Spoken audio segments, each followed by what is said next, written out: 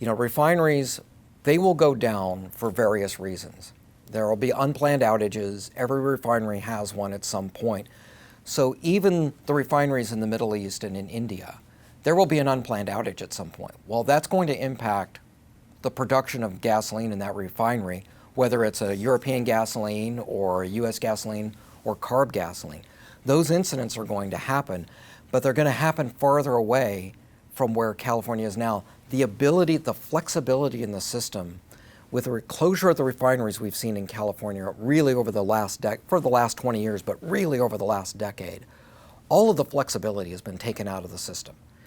In fact, there is no flexibility left because we're now importing 10% of the California demand is met by imports. How much was it before? There was a lot more refineries before, right? When there was a lot more refineries, California has always brought in some volumes of gasoline historically, but if you look back 20 years ago, you might have been looking at maybe 20 to 25,000 barrels per day. You're now up to 100,000 barrels a day. So the import requirement has tripled in the last 10 to 15 years. And now we are going, you said we are using 800,000 a day, and we are importing 100, and we're about to lose 80, right? 80,000, another 10%. Right? Another 10%. So the only solution to that is, because you're not going to make the refineries up in the Pacific Northwest any bigger, the only solution is going to be that 80,000 barrels a day is going to have to come from someplace off the U.S. West Coast. And that's going to either be more volume coming out of Asia and the Middle East, or maybe you now have enough ratable volume that now maybe building a Jones Act tanker and putting it in service to run between the U.S. Gulf Coast and California. Does that now finally make sense? Because it's not just that you have to go through the Panama Canal, you have to use a special vessel that is U.S. built, U.S. crewed, U.S. insured. It's called a Jones Act vessel. And if you're going from one U.S. port to another, everything between two U.S. ports moves on a Jones Act vessel. And we only have about 50 of those product vessels in service today in the U.S. But they're all busy now today. All those Jones Act vessels are going from the U.S. Gulf Coast up the U.S. East Coast. We don't have any extra Jones Act vessels. Why does it have to be that special tanker? It's a regulation. It came back from the Clean Water Act of 1990, and then there was an oil spill legislation because they're in the 90s. Safe, probably environmentally safe. They're seen as being safer. They're double-hulled tankers. The liability can attach. It's going to be hard to escape liability because it's a U.S. flagged, U.S. owned, U.S. insured vessel.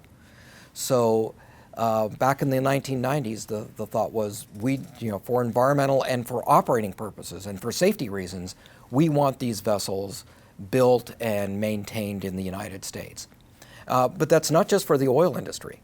Every ship that goes between two U.S. ports is a Jones Act vessel. You really notice it in the refining industry. Now, about the idea of California taking over the refineries. So essentially, this is what they want to do, right? This might be a thought where we are losing this 10% capacity, 80,000 barrels, we are losing them. What are we going to do? We're going to operate it, right? What are your thoughts on that?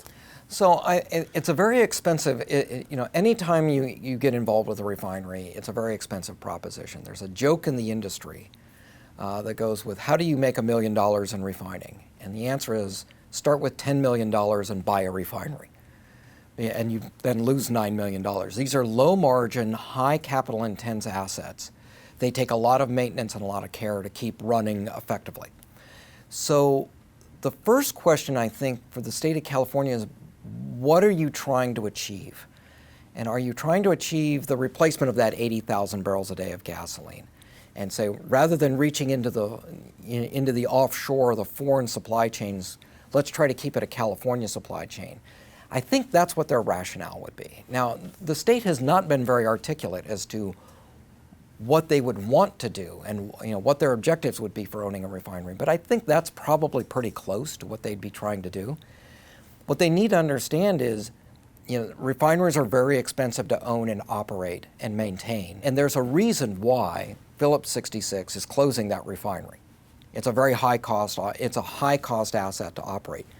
It's going to cost exactly the same, if not more, for the state of California to operate that refinery than for a corporation to operate the refinery. So I'm not really clear on what are they actually going to try to achieve, other than maintaining the volume. I think the first thing the state ought to ask itself is there a lower cost way to get that 80,000 barrels a day? And then there's going to be risks associated with it. If you're going all the way from India, there are going to be logistics risks in place that you wouldn't have if you were operating a California refinery.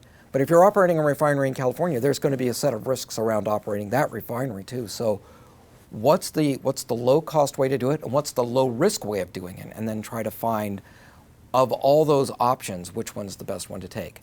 I'm just not really clear yet what the state's trying to do. The idea was that these refineries make a lot of money. There was this idea that there's some level of price gouging because they make a lot of money from this refining. And there's some money that was missing, in a sense, like they make a lot of money, but it's kind of doesn't fit the idea that some are leaving. Can you tell us about that? Does this business make a lot of money? And so it doesn't make it. So the way to think about a refinery is think about it over like a 5 to 7 year period. And the reason why I'm picking 5 to 7 years is that about every 5 years, a refinery goes through what's called a major turnaround. And what that means is you bring down parts of the refinery and do a lot of heavy duty maintenance on it. And that's something you're going to do every 5 years. So what you want to be looking at is, does this refinery operate and make enough money, not in any given month, but over that 5 year period, does it generate enough income to fund that next turnaround that's coming? And if you look at refineries on like a 5 or a 7 year basis, they tend to be very much sort of break-even assets, because the profit that it looks like they're making in any given month or in any given quarter is actually going to be spent 5 years later in that turnaround. And so you need to be thinking about what's the profitability of that refinery over that life cycle. Now, what does that turnaround mean? Like, is it the time to fix up? Do they have to do regulatory? So that's when they'll try to do all of the work that needs to be done when a unit is cold. So you have to take the unit out of service. It's when you're going to do your regulatory compliance. You're going to do your maintenance. You may actually try to do some enhancements to that unit. And that's what you're going to try and do in that turnaround window. And you plan these turnarounds for about 3 years. They may happen over a 60-day period. Normally, we see the refineries in turnaround. They typically will go into turnaround in the late fall and early winter, because that's when demand is the lowest. Sometimes you'll see some go into turnaround in the spring, and they will tend to be like 30 to 60-day turnarounds. But it took them 3 years to figure out what are they going to do in those 60 days. But they're going to try and do all of that equipment replacement and maintenance and compliance. Sometimes there might be a new regulation in place, and you time complying with that regulation with that turnaround, because there's a new piece of equipment that you need to put in place, or you have to enhance an existing piece of equipment in order to stay compliant.